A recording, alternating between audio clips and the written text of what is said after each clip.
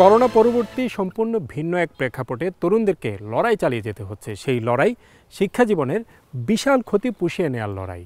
সেই লড়াই মুখ থুবড়ে পড়া ব্যবসাকে আবারও দাঁড় করানোর লড়াই, কিংবা একটা চাকরি পাওয়ার জন্য লড়াই।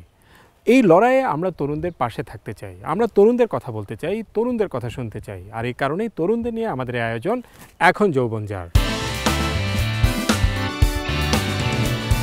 আমি আশিকুর রহমান চৌধুরী আপনাদের সবাইকে স্বাগত জানাচ্ছি। প্রথমেই মনে করিয়ে দিতে চাই, তরুণদের নিয়ে আমাদের এই অনুষ্ঠান এখন যৌবন যার পাক্ষিকভাবে মঙ্গলবার প্রচারিত হয় সন্ধ্যা ৬টা ৪৫ মিনিটে। শুরুতেই থাকছে ক্যাম্পাস থেকে ক্যারিয়ার। জ্ঞান অর্জনের জন্য যে বই, সেই বই যদি আপনি পড়তেই না পারলেন, তাহলে সেই বই একসময় আপনার কাছে বোঝার মতো মনে হবে। সেই বইয়ের বোঝা মাথায় নিয়ে ঢাকা বিশ্ববিদ্যালয়ের ক্যাম্পাসে ঘন্টার পর ঘন্টা দাঁড়িয়েছিলেন একজন রিফাত। তিনি আসলে কি বার্তা দিতে চান?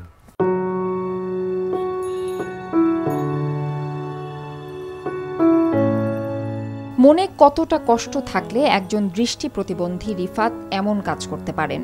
প্রচ্ছদ ঠিক রেখে বইগুলোকে তিনি বেশ বড় আকারে সাজিয়েছেন। তারপর সেটি মাথায় নিয়ে ঢাকা বিশ্ববিদ্যালয় এলাকায় ঘন্টার পর ঘন্টা দাঁড়িয়েছিলেন। বই মাথায় নিয়ে রিফাত এভাবে দাঁড়িয়ে আছেন এটা বোঝানোর জন্য যে বইগুলো এখন তার কাছে কেবলই বোঝা। দৃষ্টি প্রতিবন্ধী বলে এই বইগুলো তিনি পড়তে পারেন না কারণ বইগুলো তাদের উপযোগী ব্রেইল কিংবা অডিও সিস্টেমে প্রকাশিত হয় না। ঢাকা বিশ্ববিদ্যালয়ের আন্তর্জাতিক সম্পর্ক বিভাগে উচ্চশিক্ষা গ্রহণ করতে গিয়ে তিনি বুঝতে পেরেছেন দৃষ্টি প্রতিবন্ধী শিক্ষার্থীরা কতটা বৈষম্যের শিকার। আমি করতাম যেটা, যে আমি ক্লাস লেকচার রেকর্ড করতাম, আবার আমি বইগুলো নিয়ে যেতাম আমার বন্ধুদের কাছ থেকে, বা বই কিনতাম, কিনে আমার মাকে বলতাম, উনি আমাকে বইগুলো পড়ে পড়ে রেকর্ড করে দিতেন। আমি সেই রেকর্ডেড বইগুলো ব্রেইলে কনভার্ট করতাম। আমরা দৃষ্টি প্রতিবন্ধী ব্যক্তিরা বাংলাদেশে কর্মসংস্থানের ক্ষেত্রে এখন আমরা সবচেয়ে পিছিয়ে আছি। কারণ হচ্ছে কি, আমাদের শিক্ষার যে ব্যবস্থা, সেই শিক্ষা ব্যবস্থা আমাদের উপযোগী না। যে সিস্টেমটা আছে এটা আমাদের জন্য বোঝা, আর এই যে আমরা বোঝা মাথায় নিয়ে চলতেছি। দৃষ্টি প্রতিবন্ধী বলে রিফাতকে যে এতটা বৈষম্যের শিকার হতে হচ্ছে এবং ভয়ঙ্কর সব অভিজ্ঞতার মধ্য দিয়ে জ্ঞান অর্জন করতে হচ্ছে, অন্য কোনো দেশ হলে সেটা কি হতো? না, হতো না।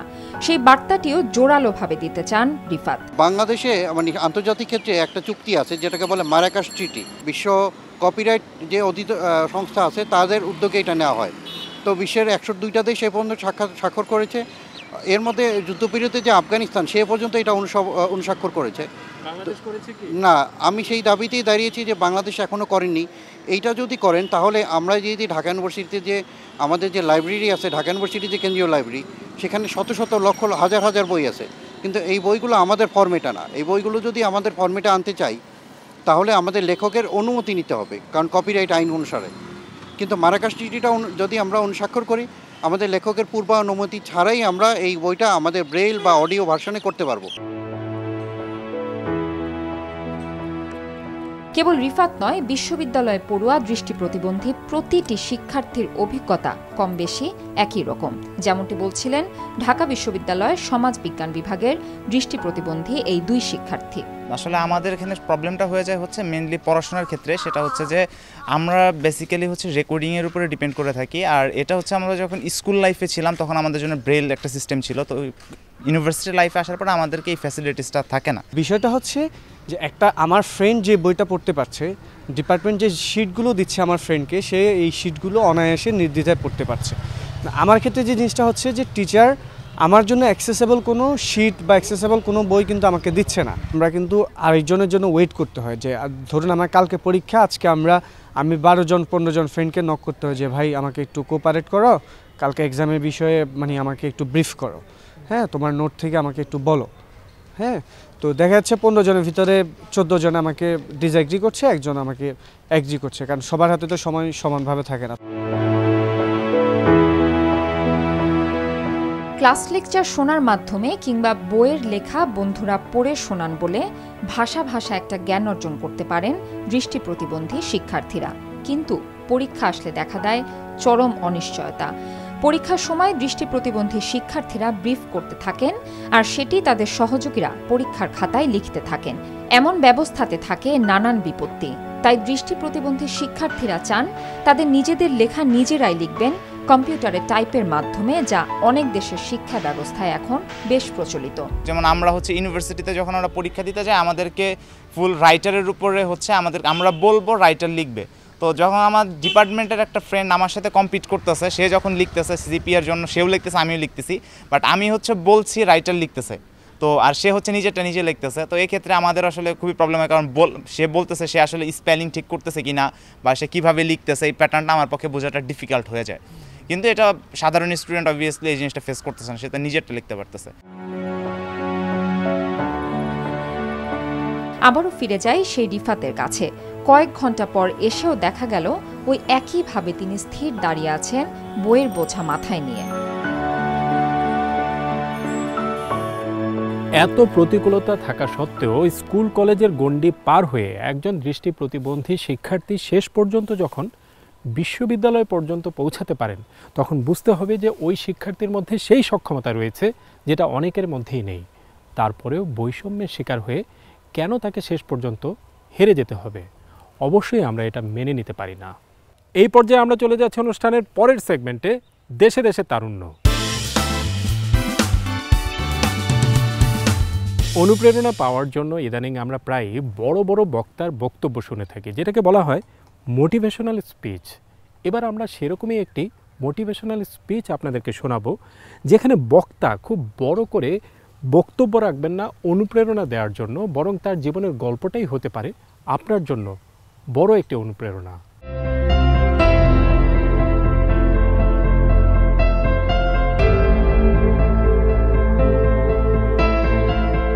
হোসাইন আলম, তিনি প্রথম বাংলাদেশি যিনি পোল্যান্ডের সায়েন্টিফিক অ্যাসোসিয়েশনের সদস্য। পোল্যান্ডের 450 বছরের পুরনো বিশ্ববিদ্যালয় ইউনিভার্সিটি অব রোকলো থেকে এই পর্যন্ত 9 জন নোবেল পুরস্কার পেয়েছেন। সেই ইউনিভার্সিটিতে পিএইচডি করা অবস্থায় আলম লেকচারার হিসেবে নিয়োগ পেয়েছেন। দেশে বিদেশের বিখ্যাত সায়েন্টিফিক জার্নালে তার রয়েছে অসংখ্য লেখা। এর আগে তিনি ব্রিটেনের টপ র্যাঙ্কিংয়ে থাকা 2টি বিশ্ববিদ্যালয় থেকে অনার্স এবং মাস্টার্স করেন। এটা তো গেল আলমের জীবনের একটা দিক, কিন্তু আরেকটা দিকে যদি ফিরে তাকাতে হয় তবে যেতে হবে মাগুরার মোহাম্মদপুর উপজেলার গুলিয়া গ্রামে, যেখানে আলমের জন্ম। আমরা 6 ভাই বোনের ভিতরে আমার অবস্থান 5। এই 5 নাম্বার থেকে সব ভাই বোনের একসাথে লেখাপড়া করা আমাদের জন্য বড়ই কষ্টের ছিল, যার কারণে আমি এবং আমার ছোট বোন একই ক্লাসে পড়তাম এবং 2 ভাই বোন মিলে এক সেট বই কিনে পড়তাম এবং 2 ভাই বোনের ভিতরে আমি হাতে নোট করে নিয়ে পড়তাম। এবং অর্থনৈতিক সমস্যার কারণে আমাকে কৃষিকাজ এবং পরিবারের সাহায্য করা এবং ক্লাস 5 থেকে টিউশনি করানো শুরু করেছিলাম এবং লন্ডনে যাওয়ার আগ পর্যন্ত করতে হয়েছে। আলমের জীবনের গল্পটাই এমন, যা শুনলে একজন হতদরিদ্র মেধাবী শিক্ষার্থীকে আলাদাভাবে কোনো মোটিভেশনাল স্পিচ শুনতে হবে না কিংবা অনুপ্রেরণা খুঁজতেও হবে না। অর্থনৈতিক সমস্যা যে কাকে বলে, এখান থেকে কিভাবে উঠতে হয়, এটা আমি হাড়ে হাড়ে টের পেয়েছি। গ্রাম থেকে দাখিল পাশ করা, আলিম পাশ করা এবং ইউকে থেকে অনার্স মাস্টার শেষ করা, এটা বড়ই দুঃসাধ্যের একটা ব্যাপার ছিল। আমি যখন লন্ডনে লেখাপড়া করি, আমার প্রতি বছরের জন্য টিউশন ফি ছিল 21 থেকে 22,000 পাউন্ড টোটাল খরচ ছিল। এই খরচগুলো জোগাড় করা এবং আমার পরিবারকে সাপোর্ট করা, এটা অনেক কঠিন, যার ফলে আমাকে যে কাজগুলো করতে হতো, আমি যখন ইউকেতে যাওয়ার পরে আমাকে ক্লিনিং জব করতে হয়েছে। সকালে আমি ক্লিনিং জব করতাম এবং ক্লিনিং জবের পরে আমি ইউনিভার্সিটি অফ কেন্টে হসপিটালিটি অ্যাসিস্ট্যান্ট হিসেবে কাজ করতাম এবং বিকেলে একটা রেস্টুরেন্টে ম্যানেজার হিসেবে কাজ করতাম, ডেলিভারি ম্যান হিসেবে কাজ করতাম এবং রাত 12টার পরে সারা রাত জেগে আমি লাইব্রেরিতে পড়তাম। কত রাত যে আমি লাইব্রেরিতে পড়েছি সেটা আমার মনেও নাই। দরিদ্র মেধাবী এই শিক্ষার্থীদের মধ্যেই নিজের প্রতিচ্ছবি খুঁজে পান আলম। এসব শিক্ষার্থীদের উদ্দেশ্যে তার একটাই আবেদন, সব ধরনের লজ্জা ভুলে গিয়ে শেষ পর্যন্ত লড়াইটা চালিয়ে যেতে হবে। সুদিন আসবেই। যেমন আমি লন্ডনে ক্লিনিংয়ের কাজ করেছি, টয়লেট পরিষ্কার করেছি, রেস্টুরেন্টে থালা বাসন মেজেছি, ইউনিভার্সিটিতে জব করেছি, আরেকটা রেস্টুরেন্টে কাস্টমার সার্ভিস দিয়েছি। আমি কি বাংলাদেশ হলে এই কাজটা করতে পারতাম? পারতাম না। কেন? লজ্জা, মানুষ কি বলবে। এখান থেকে বেরিয়ে আসার সবচেয়ে বড় উপায় হলো লজ্জাকে ফেলে দেওয়া, নিজের শক্তি দিয়ে, সামর্থ্য দিয়ে সামনের দিকে এগিয়ে যাওয়া। গ্রামে থাকা অবস্থায় অভাবের সেই দিনগুলোতে তিনি পরিবার থেকে এমন কিছু অনুপ্রেরণা পেয়েছিলেন যা একজন দরিদ্র শিক্ষার্থীর জন্য অত্যন্ত প্রয়োজন।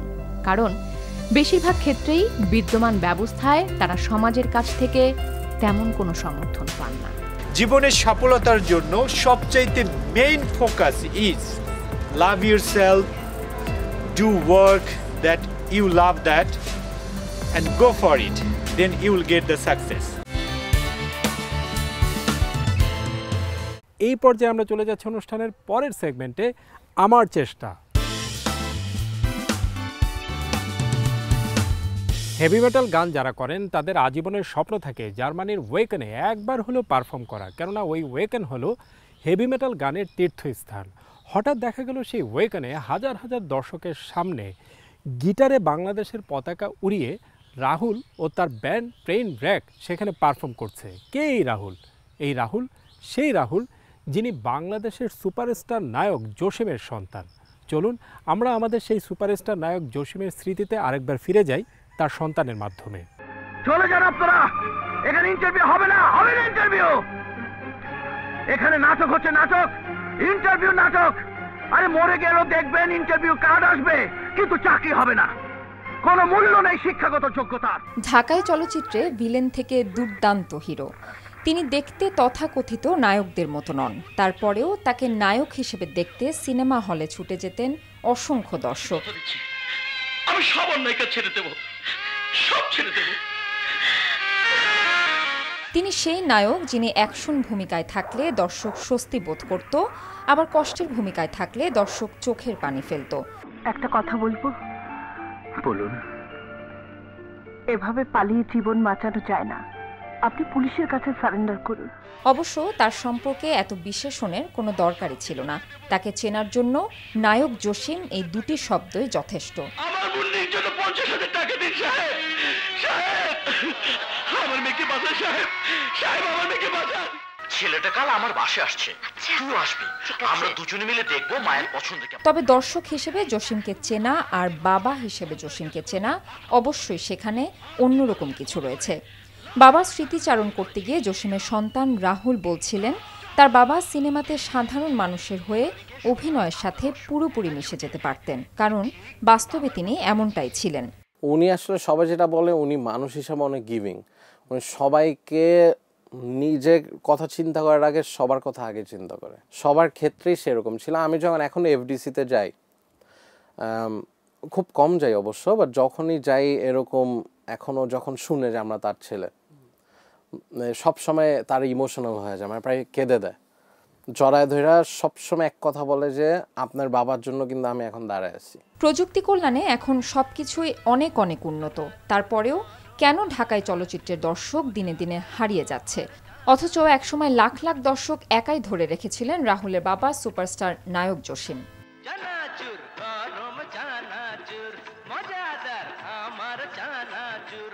একটা আপনি যখন স্ক্রিনে কাউকে দেখছেন, অ্যাটাচমেন্টটা সবচেয়ে ইম্পর্টেন্ট, যে আপনি ওই ক্যারেক্টারটার ভিতরে ঢুকে গিয়েছেন পুরো। আমার বাবার ক্ষেত্রে এটা আর কি অবশ্যই সেটা পেরেছিলেন। আমি যখন দেখতাম যে আমাদের বাসার যারা স্টাফ হিসাবে ছিলেন, অনেক সময় দেখতাম তারা কেঁদে দিত। তো তখন তো ছোট ছিলাম, বুঝতাম না, পরে যে বুঝলাম ওরা না ঢুকে যেত পুরো মুভিতে। বাবার স্মৃতিচারণের মধ্য দিয়ে রাহুল নায়ক জসিম সম্পর্কে অনেক কিছু বললেন, সেই সাথে বললেন কেন তিনি ও তার বাকি দুই ভাই বাবার মতো চলচ্চিত্রে না এসে ব্যান্ড সঙ্গীতে আসলেন। আমরা ছোট থেকে মিউজিকের প্রতি অ্যাটাচমেন্টটা হয়তো একটু বেশি ছিল, প্যাশনটাও বেশি ছিল। অ্যান্ড অবভিয়াসলি আমাদের বাবার থেকে একটা জিনিস পাই যে যেটা ভালো লাগবে ওইটার পিছিয়ে লেগে পড়ে থাকা। সো তার ভালোবাসাটা ছিল হয়তো মুভিতে, আমাদের ভালোবাসাটা এসেছে মিউজিকে।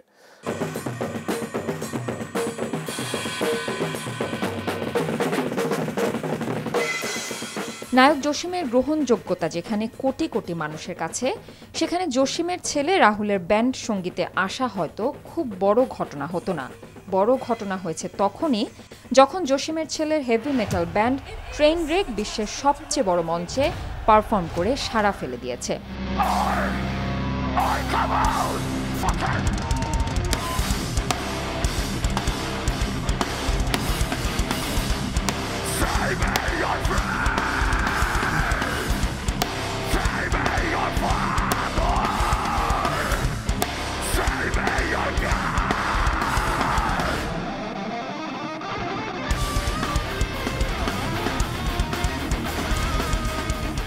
ওয়াকেন ওপেন এয়ার হচ্ছে ওয়ার্ল্ডের biggest metal open air concert.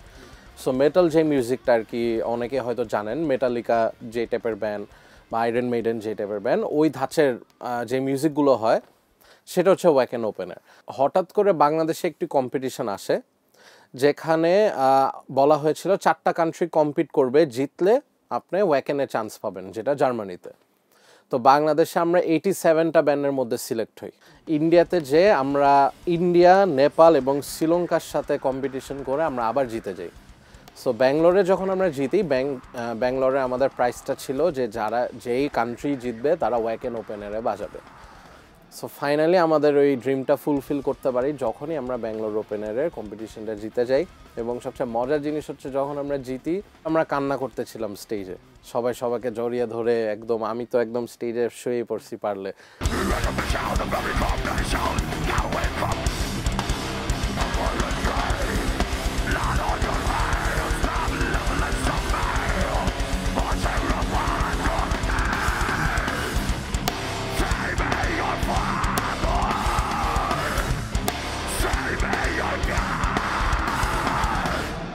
ওয়াকেন এমন একটা শো, ধরেন আপনি এইখানে আমি এখন বাড়াচ্ছি, আপনাদের হয়তো কয়েক 20-30 মিনিট দূরে আরেকটা স্টেজ, ওখানেও কিন্তু শো হচ্ছে।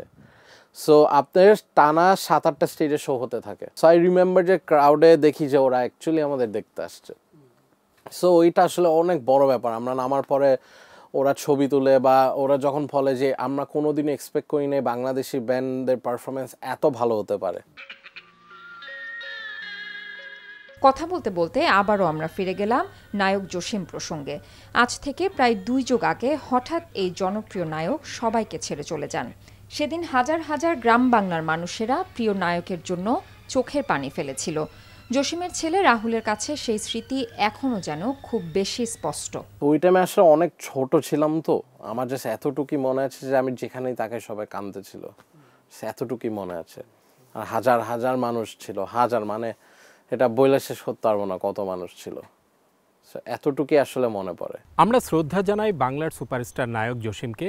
আমরা সাধুবাদ জানাই সেই জসিমের সন্তান রাহুল ও তার ব্যান্ড ট্রেইনব্রেককে, যারা বাংলাদেশের জন্য ভিন্নভাবে সম্মান এনে দিয়েছে।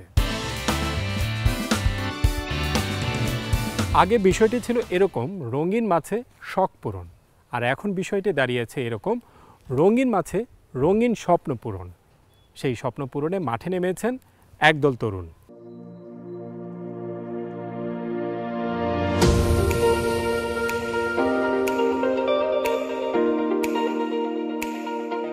কেস স্টাডি হিসেবে আমরা বেছে নেই নারায়ণগঞ্জ শহরকে, কারণ সেখানে তরুণদের মধ্যে রঙিন মাছ চাষের প্রবণতা বেশ ভালোভাবে লক্ষ্য করা গেছে।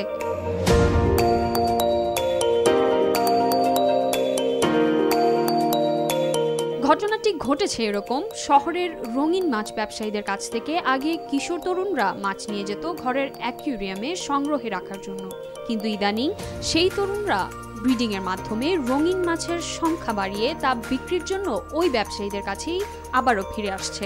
আমি আমার এখানে যখন মাছ আনলাম, এনে অনেকের দিলাম, তারপরে আমি যখন আস্তে আস্তে বিউটিফিকেশন বাড়াইতে গেলাম, যেহেতু মাছ বাইরে থেকে আনছি, এত ডিফারেন্ট ভ্যারিয়েশনের মাছ আছে, আমি মাছগুলো ওইখান থেকে আনার পরে যারা আমার কাছে মাছ নিছে 4-5 মাস পরে এর মধ্যে বেশ কিছু লোক আমার কাছে আবার ফিরে আসছে।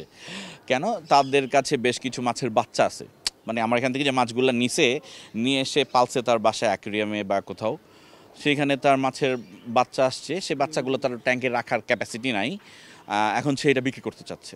এখন আমি যখন এটার সাথে ভালো করে কানেক্ট হইলাম, তারপরে দেখলাম আমাদের কাছ থেকে অনেকে শিখতে আসে, বেশ অনেক দূর থেকে শিখতে আসে, বাংলাদেশের বিভিন্ন অঞ্চল থেকে শিখতে আসে। আমরা যতটুকু জানি তা শেখানোর চেষ্টা করছি।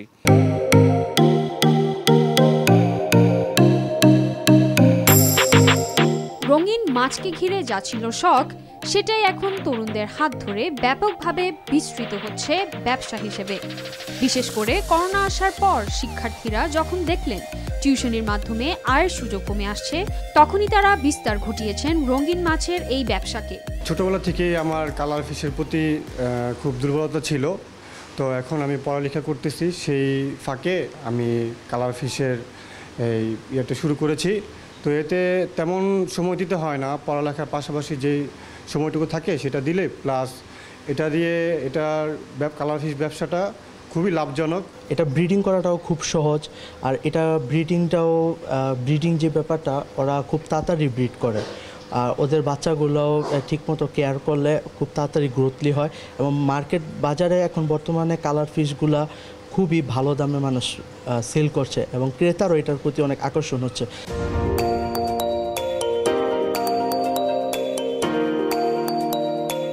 রঙিন মাছ নিয়ে যারা আগে থেকে ব্যবসা করতেন তারা বলছেন, এভাবে যদি তরুণ শিক্ষার্থীরা বাণিজ্যিকভাবে রঙিন মাছ চাষ শুরু করেন, তবে আমদানি করা রঙিন মাছের যে বংশবিস্তার এদেশে ঘটবে, তাতে ভবিষ্যতে সেগুলো আর আমদানি করতে হবে না। এখন আমাদের মতো যারা আছে বা যারা ইম্পোর্টার আছে তাদের জন্য তাদের হাত ধরে আর কি মাছগুলো দেশে আসতেছে। আমি মনে করি যে আমার দেশের যে সম্পদটা বাইরে চলে যাচ্ছে, এই আজকে আমরা ডলার দিয়ে কিনে নিয়ে আসতেছি, এই মাছগুলোর কিন্তু প্রজনন আমাদের একটা সময় গিয়ে দেশের বাইরে থেকে কিনে নিয়ে আসতে হবে না। শেরেবাংলা কৃষি বিশ্ববিদ্যালয়ের মৎস্য বিজ্ঞান বিভাগের শিক্ষক বলছেন, আন্তর্জাতিক বাজার বিবেচনায় রঙিন মাছ নিয়ে তরুণরা রঙিন স্বপ্ন দেখতেই পারেন, তবে সেখানে যেমন থাকতে হবে আবেগ, তেমনি থাকতে হবে বিজ্ঞান ভিত্তিক ধারণা। কিভাবে মাছটাকে পোনা তৈরি করতে হয়, কোন কোন মাছগুলির বাজার মূল্য বেশি, কয়দিনে করতে হবে, এই বিষয়ে কারিগরি যে জ্ঞানটুকু সেটুকু জেনে যদি করে, এটি একটি ভালো উদ্যোগ, আমি অ্যাপ্রিসিয়েট করি। এবং এটির ডিমান্ড শুধুমাত্র বাংলাদেশে নয়, এই মাছটা আমাদের দেশে তৈরি করলে এটি আমরা বিভিন্ন ইন্টারন্যাশনাল মার্কেটে সাপ্লাই দিতে পারি, কিন্তু কোয়ালিটিটা মেনটেন করতে হবে। কোয়ালিটি কীভাবে মেনটেন করতে হয় সেই বিষয়টা জানতে হবে। কোন কালার, কী ধরনের কালার ডেভেলপ হলে বেশি দাম পাওয়া যাবে। এই মাছগুলির মধ্যে কয়েকটা গ্রেড থাকে, A, B, C। কাজে A গ্রেডের মাছ যদি হয় তাহলে ইন্টারন্যাশনাল মার্কেটে যাবে, B গ্রেডের হলে কোন মার্কেটে যাবে সেটাকে জানতে হবে।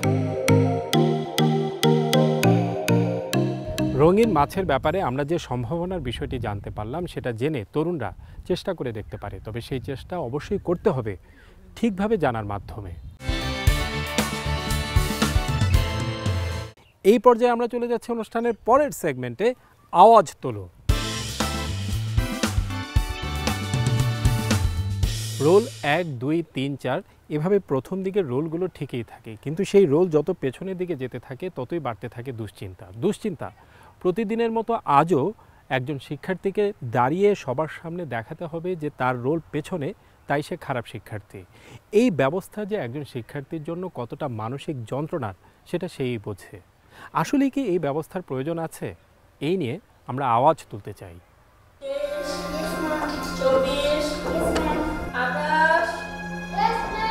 পরীক্ষার ফলাফলের ভিত্তিতে প্রতিটি শিক্ষার্থীর ক্লাস রোল নির্ধারণ করা হয়। সেই রোল ডেকে ক্লাসের শিক্ষার্থী উপস্থিত আছে কিনা তা জানা হয়। রোল কল করতে করতে যত পেছনে যেতে থাকে ততই বাড়তে থাকে দুশ্চিন্তায় এটা ভেবে প্রতিদিনের মতো আজও একজন শিক্ষার্থীকে দাঁড়িয়ে দেখাতে হবে তার রোল পেছনে, তাই সে খারাপ শিক্ষার্থী।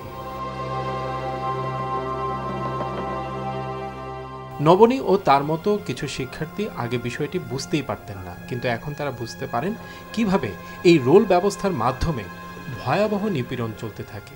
এটা তো স্কুল থেকে শুরু করে বাইরেও সবাই বলে, নিজের আইডেন্টিফাই করি আমরা আমার রোল অনুযায়ী। কোথাও গেলে আমাকে জিজ্ঞেস করবে তোমার রোল কি, তোমার রোল কত।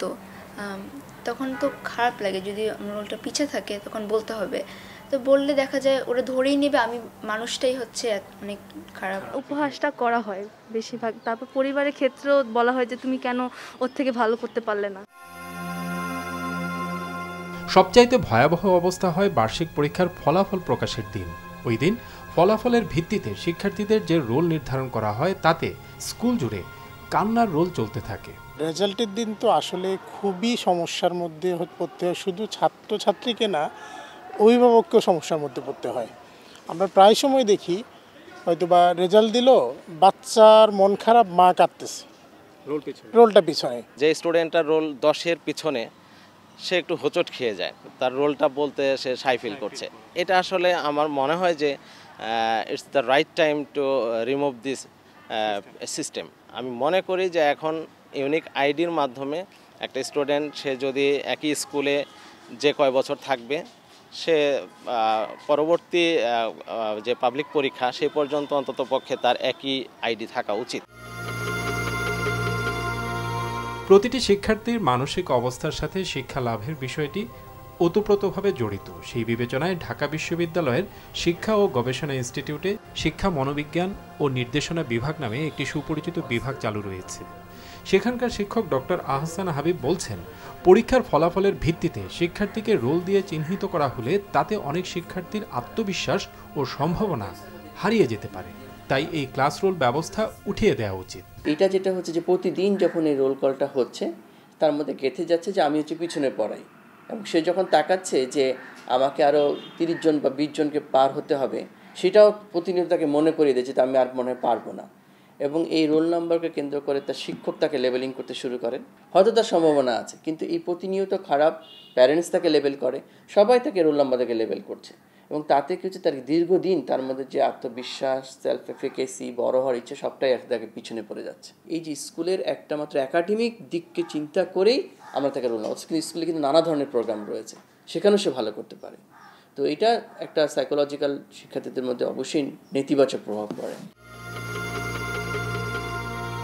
প্রতিযোগিতা কমিয়ে আনার জন্য যেখানে এসএসসি কিংবা এইচএসসির ফলাফলে হাতে গোনা কয়েকটি গ্রেড রাখা হয়েছে, সেখানে ক্লাসের শিক্ষার্থীর সংখ্যা যদি 50 হয়, তবে তাদের জন্য 50টি আলাদা গ্রেড রাখা হচ্ছে রোল দিয়ে চিহ্নিত করার মাধ্যমে। অনেক দেশে বর্তমানে এই প্রথাটি উঠিয়ে দিয়েছে। এই মুহূর্তে বাংলাদেশ সরকার একটি ভালো কাজ করেছেন, জিপিএর ব্যাপারে যে সিদ্ধান্তটি নিয়েছেন উঠিয়ে দেওয়ার, সেটি সাধুবাদ জানাই।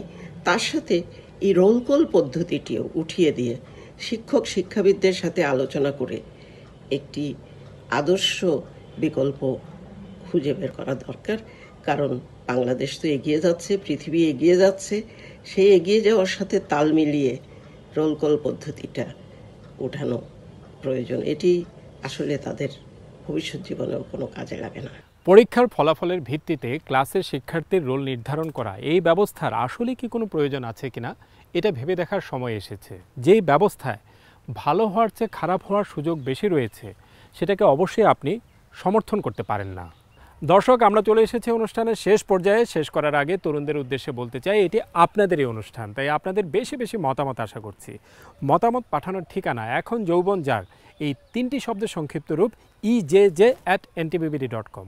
আমাদের এই অনুষ্ঠানটি দেখতে পাবেন আমাদের অফিসিয়াল ওয়েবসাইটে www.ntbbd.com। আবার আমাদের এই অনুষ্ঠানটি দেখতে পাবেন আমাদের অফিসিয়াল ইউটিউব আর ভেরিফাইড ফেসবুক পেজে। দর্শক, আজ এই পর্যন্তই। ভালো থাকুন, সুস্থ থাকুন, নিরাপদে থাকুন, আর অবশ্যই আস্থা রাখুন তারুণ্যের শক্তির উপর।